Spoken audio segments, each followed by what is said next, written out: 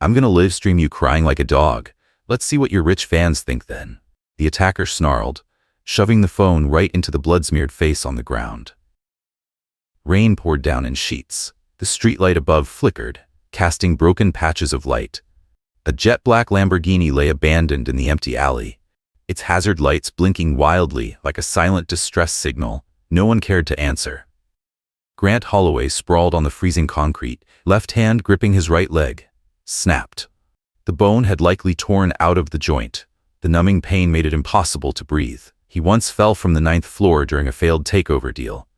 But never like this. In the street, in the night, trapped inside a nightmare with no way out. Just an hour earlier, he was raising a glass among top executives at a rooftop party where cocktails were served with white gloves and every laugh was laced with ambition.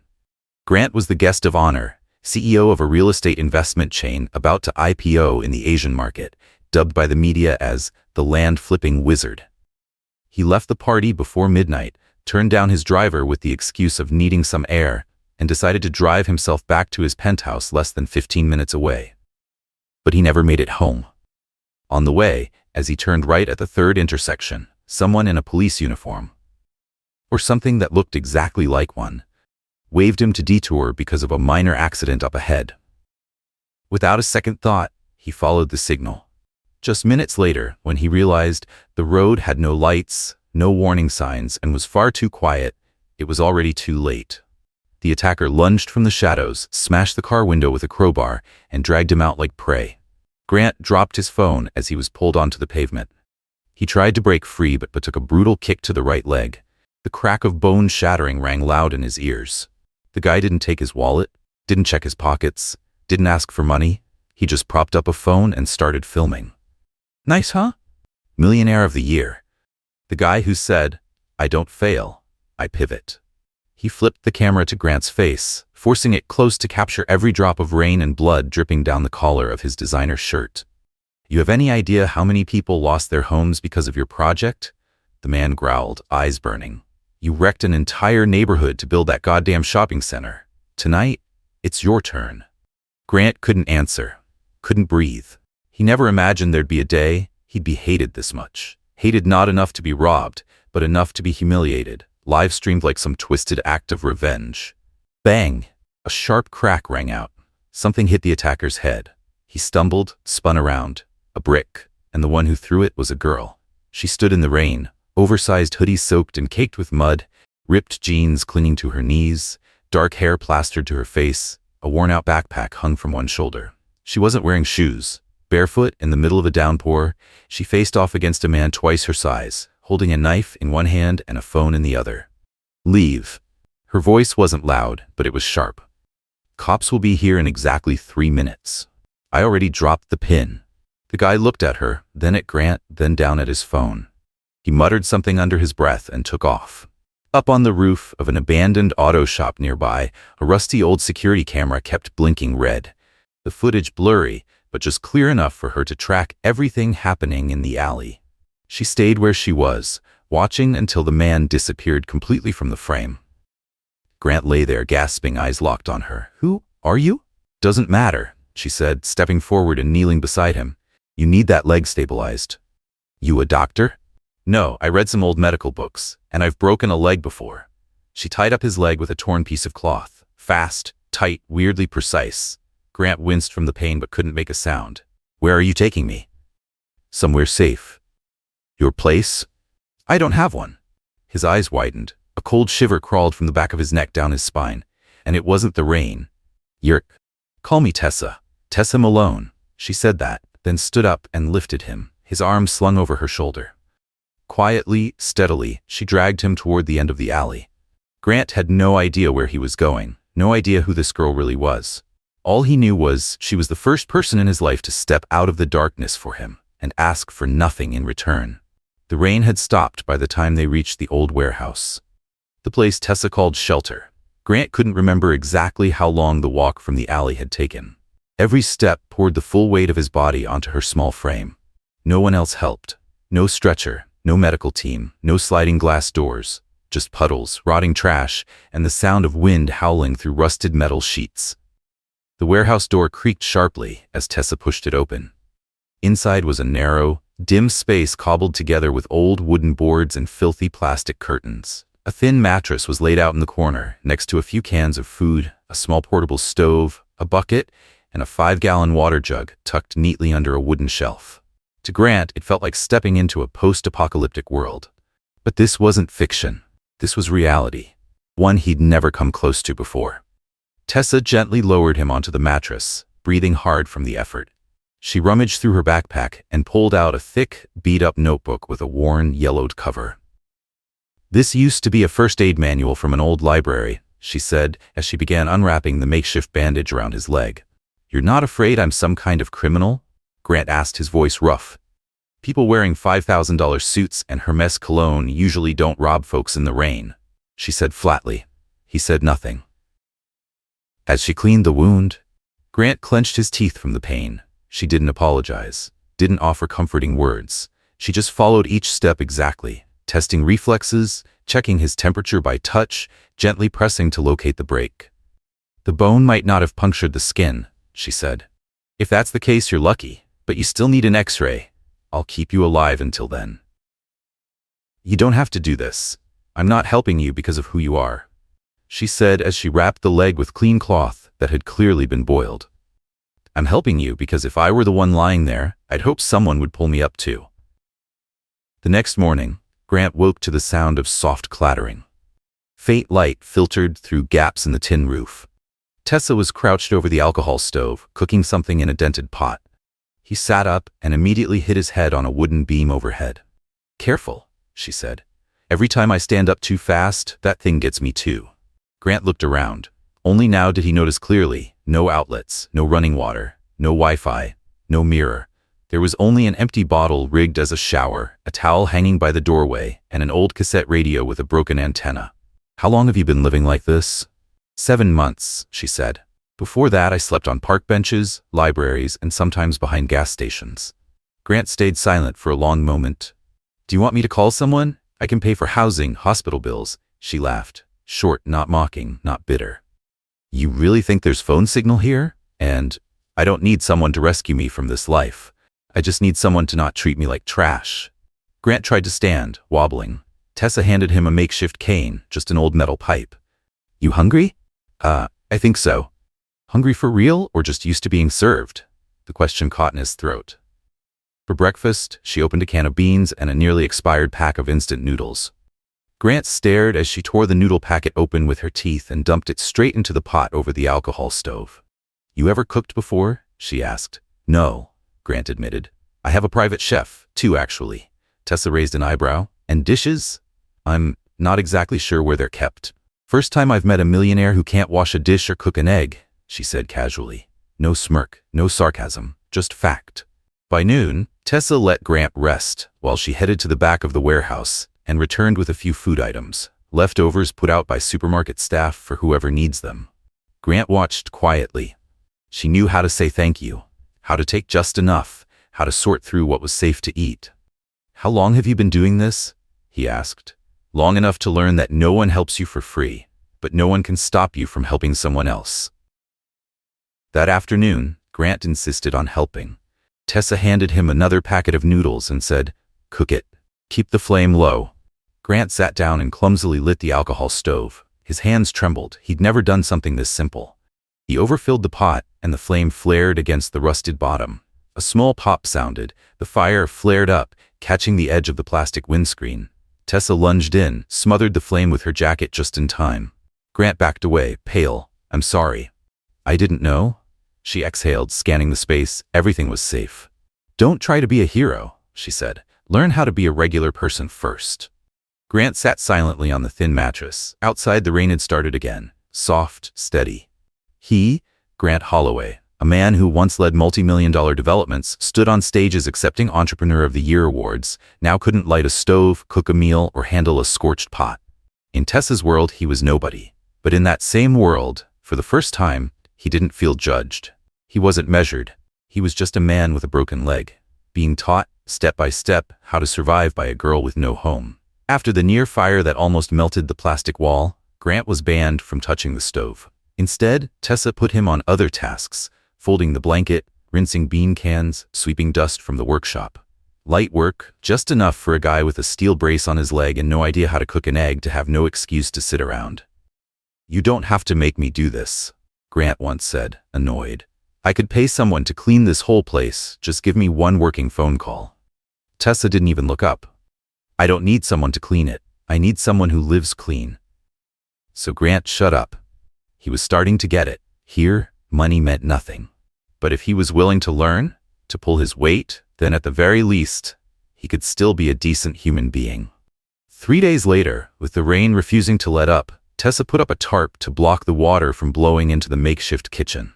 Grant sat leaning against a wooden beam, leg propped up on an old plastic crate, holding a cup of cold ginger tea. That's when he started talking. "You ever heard of Beacon Grove, east side of the city?" he asked, not looking at her. Tessa nodded. "The new resort. They leveled all the trees, built some theme park too." Grant nodded faintly. "That place used to be the land for Hillridge Community Hospital." Tessa turned. Her eyes froze for a second, but she said nothing. "I was the one who signed the final clearance deal," Grant said slowly. "We bought up the land, rushed the relocation, tore everything down in 6 months. There was pressure from the investment fund, and, from me. I wanted that resort done fast so I could brag to the shareholders." Tessa didn't say a word. She just kept tightening the ropes on the tarp, her hands moving harder than usual. "There were hundreds of patients who had to be moved," Grant said. "Some were transferred to private hospitals. Some, I don't really know. We issued a relocation support fund." "How much?" she asked, her voice flat. "About $600 per person." Tessa let out a sharp, cold laugh, clean as a cut. "I used to live in that neighborhood," she said after a pause. "Peabody Street. My house was 3 blocks from Hillridge. My mom had a heart condition. She needed regular treatment." Grant slowly lifted his gaze. His eyes widened, like someone had just punched him square in the chest. "When they announced the hospital was closing, she panicked," Tessa continued. "But the insurance ambulance wouldn't cover the ride unless it was a full-blown emergency. And the bus took almost an hour each way." She sat down a few feet from him. No rage, no tears. "The last time she had a heart attack, I couldn't call an ambulance. She died waiting for a ride. Because we couldn't afford the private hospital." Grant swallowed hard. You're serious?" She looked straight at him. "Why would I make that up?" "The day I signed the demolition contract," Grant whispered, "I threw a party, champagne, press. I thought I'd just secured a strategic victory." He let out a broken laugh, jagged, like rust scraping metal. "You know, I never once wondered where the patients would go. To me, land was a number. Profit was a KPI. I thought I was doing the right thing, replacing something outdated with something efficient." "You're not the only one who thinks that way," Tessa said, "but you're one of the very few who's ever said it to my face." Grant pressed a hand to his forehead. It was still raining, but the cold he felt now had nothing to do with the rain. "Do you hate me?" Tessa was silent. A long moment passed before she finally said, "I used to think people like you didn't have a heart. Not because you were evil, but because you never had to think about the other side. Someone like my mother, in your mind, she didn't even exist." Grant nodded, slowly, like every crack in his bones was starting to split wider from the inside. "I don't know what to say." "You don't have to say anything," she replied, softly, almost gently. "Just don't look away like you never heard me." Grant didn't answer. He just stared at his hands. The same hands that had signed off on deals worth tens of millions, now trembling like a child who just realized they'd killed someone without meaning to. He used to pride himself on being decisive, calculated, the guy who could seize an opportunity and leave emotions at the door. But now, in an abandoned warehouse, sitting across from a homeless girl, there was only one thing weighing on him heavier than the pain in his leg. Shame.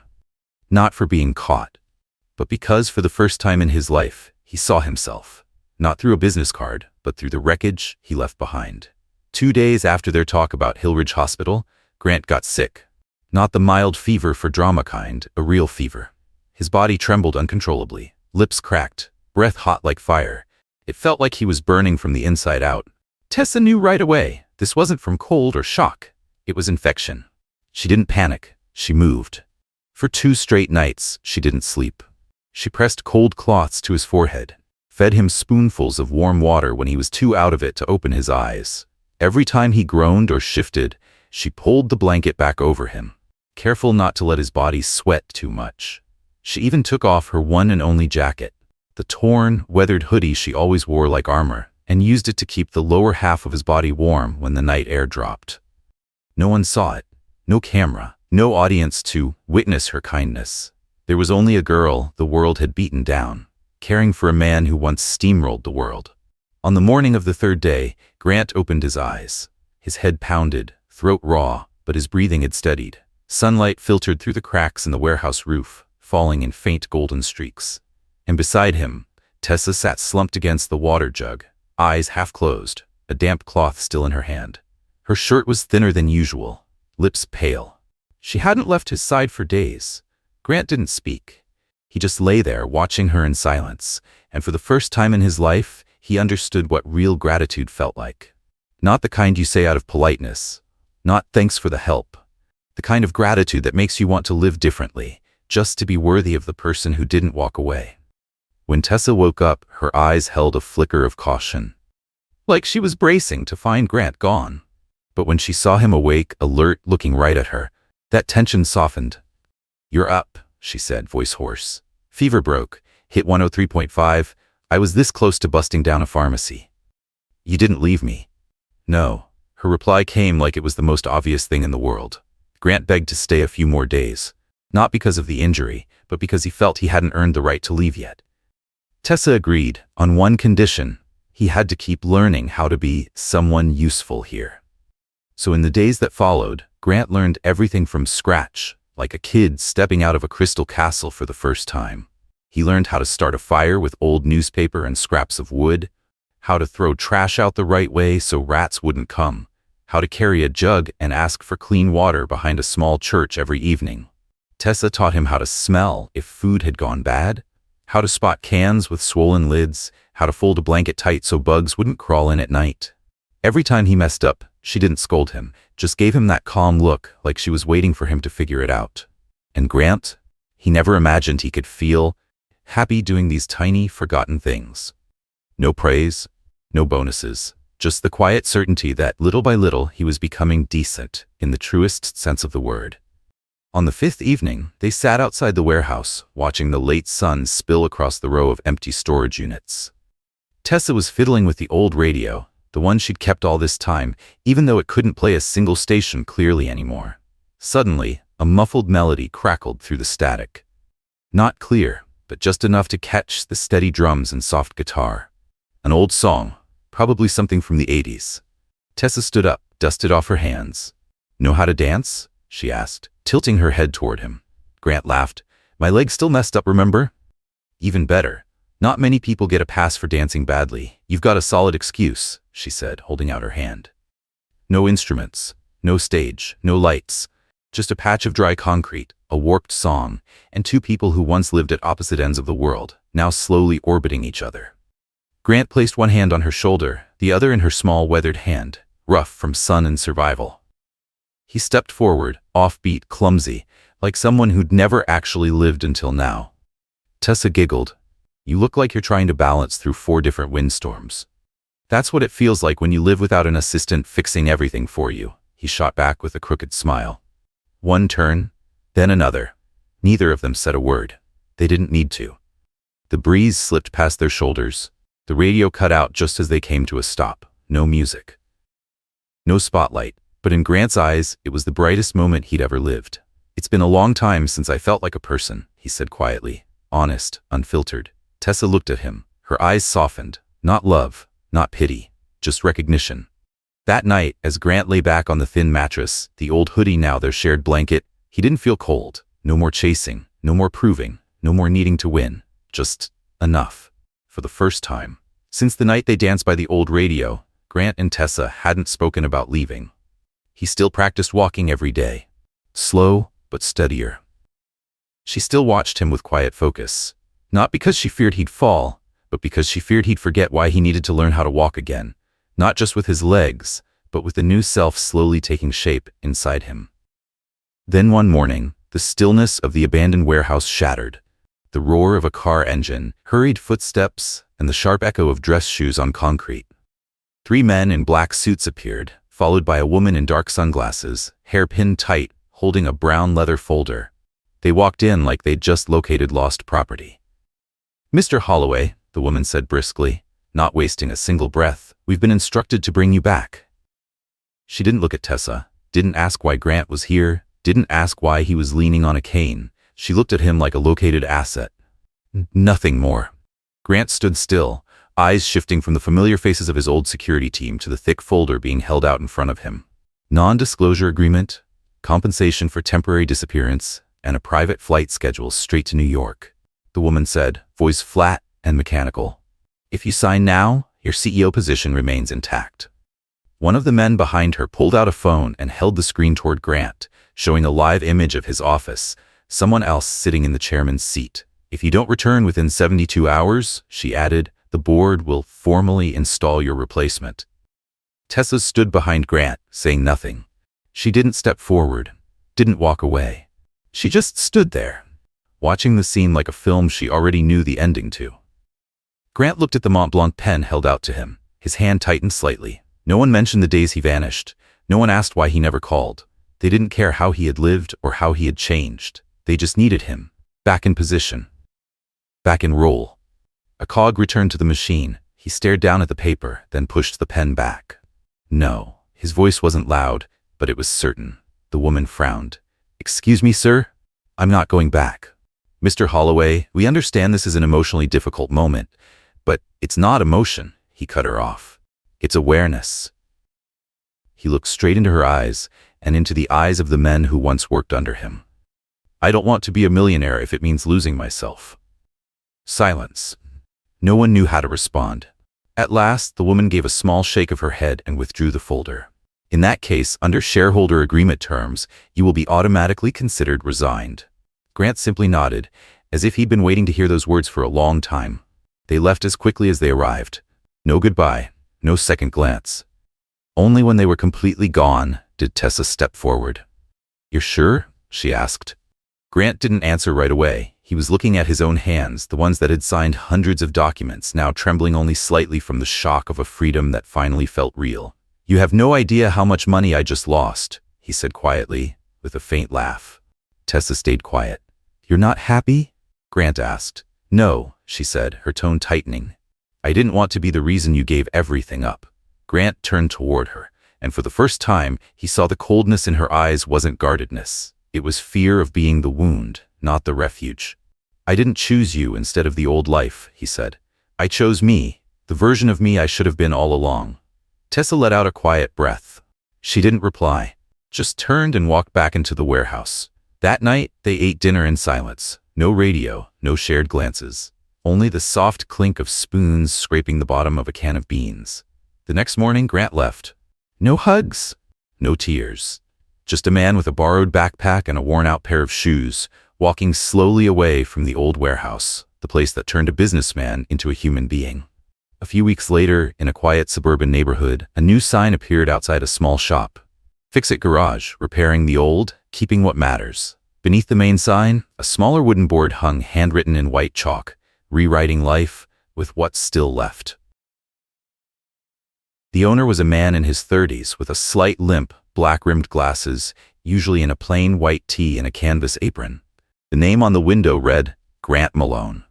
No one recognized it as the former CEO once featured on finance magazine covers, and maybe he didn't need them to. 1 year later, the name Grant Holloway had vanished from the investment world. And in the small hillside town of Southridge, no one knew him by that name anyway. Here, he was simply Grant Malone, the guy who ran the repair shop on the corner of 3rd and Maple.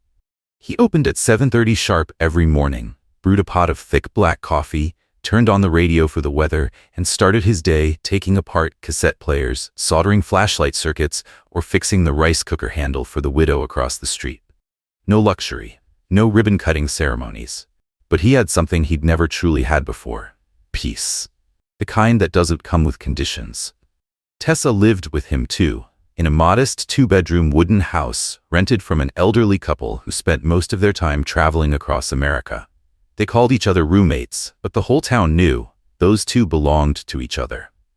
After the town connected her with a support group for women rebuilding from homelessness, Tessa started spending a few afternoons a week teaching art to kids at the community center. It began with simple watercolor sessions on old newspaper. Eventually, she started a small weekend class called Paint the World Your Way. The kids adored her, not because she was the best artist, but because she listened.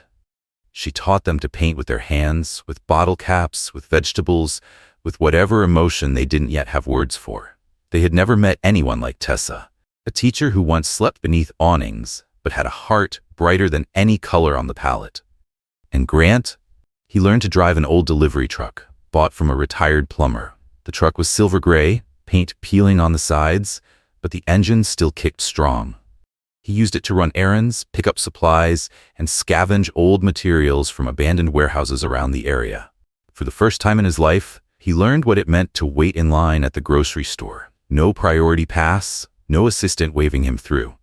At first, it made him restless. But over time, in those quiet, ordinary moments, he began to hear stories from old men about their younger days, saw kids clutching their mom's skirts while counting change for ice cream, felt the rhythm of real life, the kind he used to speed past without ever stopping. Now he stopped and listened. One March afternoon, Tessa received a letter from a community education program in the neighboring state.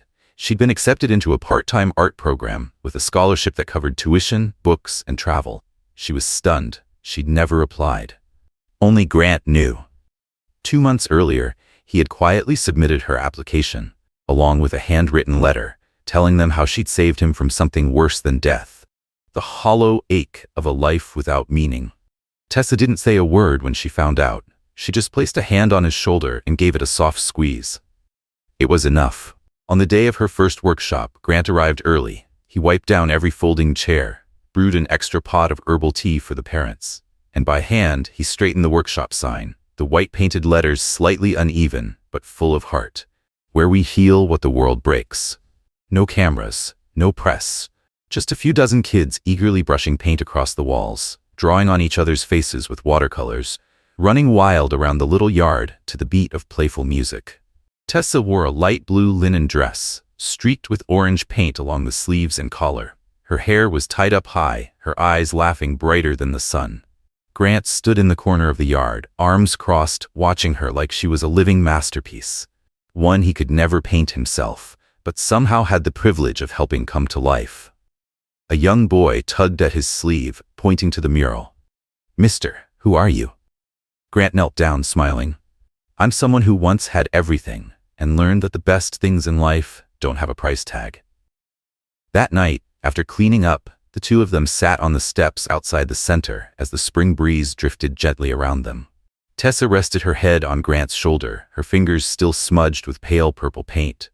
"You feel like there's anything missing?" she asked. Grant looked up at the sky. "Yeah, a box of blueberry-filled cookies." Tessa giggled. "That's it?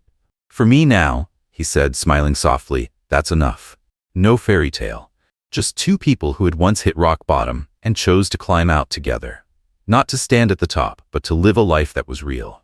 At the end of this story, maybe we don't need a castle to be happy, just a place that's warm enough and someone who's real enough." Grant once had everything. But only when he lost it all did he finally see the value in the ordinary, the kind of things money can't buy. What about you? What kind of life would you choose?